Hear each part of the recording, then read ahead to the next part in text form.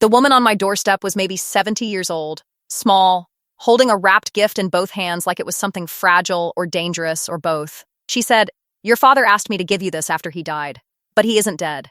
And I decided I couldn't wait any longer. I stood in my doorway and stared at her. She said, "My name is Ruth. I think you should let me in." I let her in. I need to back up. My father turned 70 tomorrow. Retired teacher, 32 years in the classroom. The kind of man who remembered every student's name and showed up to their weddings decades later.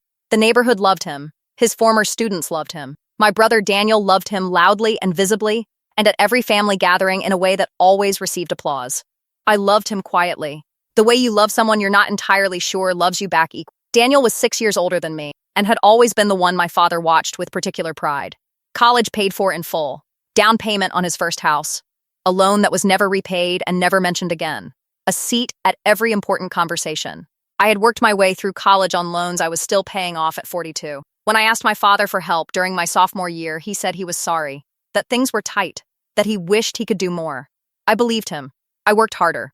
I told myself it built character and tried not to notice that it hadn't seemed necessary for Daniel. So when Ruth sat down at my kitchen table and started talking, I thought I knew where the story was going. I was wrong. She told me my father had a daughter. Not with my mother, this was before.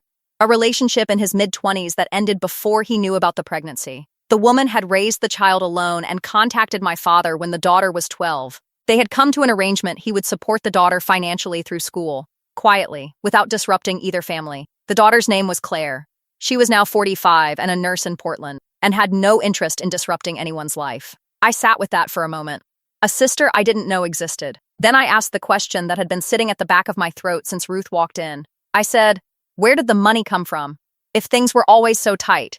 Ruth looked at her hands.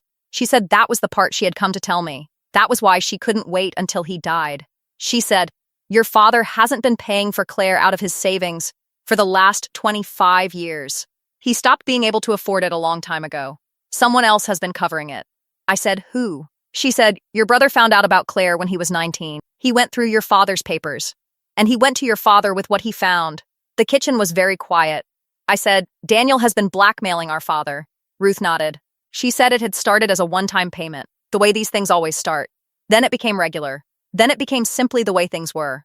Your father was terrified of your mother finding out. Terrified of what it would do to the family. Terrified of hurting Claire, whose only crime was existing. So, he paid. Every time Daniel came to him, he paid. And every time you needed something, every time college got harder and loans stacked up and you asked for help, there was nothing left, because Daniel had already taken it. I picked up the gift from the table and unwrapped it. Inside was an envelope. Inside the envelope was a handwritten letter from my father, and a document I recognized as a will, not the one his lawyer had prepared, a different one, dated 8 months ago, with a note in my father's handwriting that said, "In case I don't find the courage to say this out loud, I love you. I am sorry it took me this long." I read the will.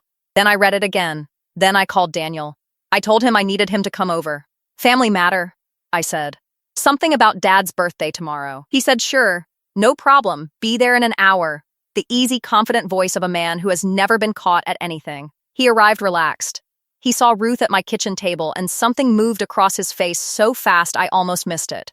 "Almost," he said. "Who is this?" I said, "Sit down, Daniel." He stayed standing. He said, "Emma, what is going on?" I put the will on the table between us. He looked at it, then at me. The relaxed energy left him the way heat leaves a room when a window opens in winter. He said, "Where did you get that?" I said, "Dad gave it to Ruth years ago, for safekeeping, in case something happened to him before he could tell me himself." Daniel said, "That document means nothing. Dad wasn't in his right mind when I put Ruth's folder on top of the will. 23 years of bank transfers.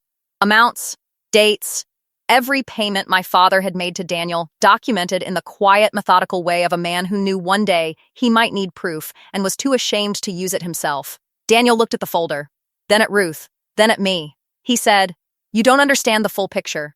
Dad made mistakes and someone had to manage the consequences. I was protecting this family," I said. "You took money from our father for 23 years. Money that should have helped me through college. Money that came from a man who was already supporting a child he felt guilty about and couldn't say no to his own son on top of it. You want to tell me what part of that was protection?" His mouth opened, then closed. I said, "I spoke to Dad this morning, before you got here." That landed. I watched it land. The truth was, I had called my father an hour after Ruth left the previous night. I had sat on my kitchen floor with the will in my lap and called him at 11 p.m., and he had picked up on the second ring like he had been waiting, like some part of him had known this night was coming and had never fully gone to sleep because of it. He cried. I had never heard my father cry. He said he was sorry in the specific way people are sorry, when sorry isn't close to big enough, but it's all the language available. He said he had been afraid for so long that the fear had become the whole house he lived in. He said he should have protected me instead of the secret. He said he knew that. He had always known that. I told him I needed time. He said he understood. He said, whatever you decide, the document is real and it's yours. I made sure of that. Back in my kitchen, Daniel tried 3 more times. He said the will wouldn't hold up. He said Ruth's documentation was circumstantial. He said family matters should stay in the family and going outside would hurt everyone, including me. I said, you mean it would hurt you? He went quiet. I said, you have 2 options.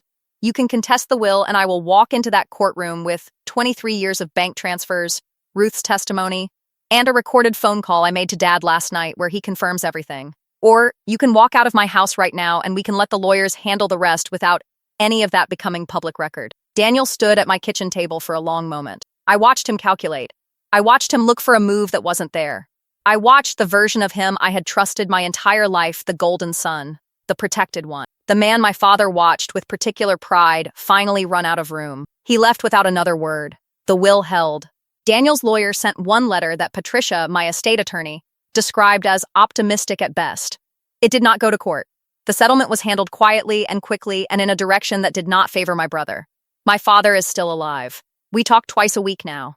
It is uncomfortable sometimes in the way that honest things are uncomfortable when they replace a long, comfortable lie. But it is real in a way our conversations never were before, and I find I prefer real even when it is hard.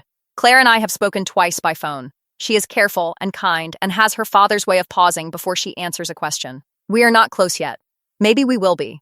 We are both still figuring out what the other person means to us, and I think that is allowed.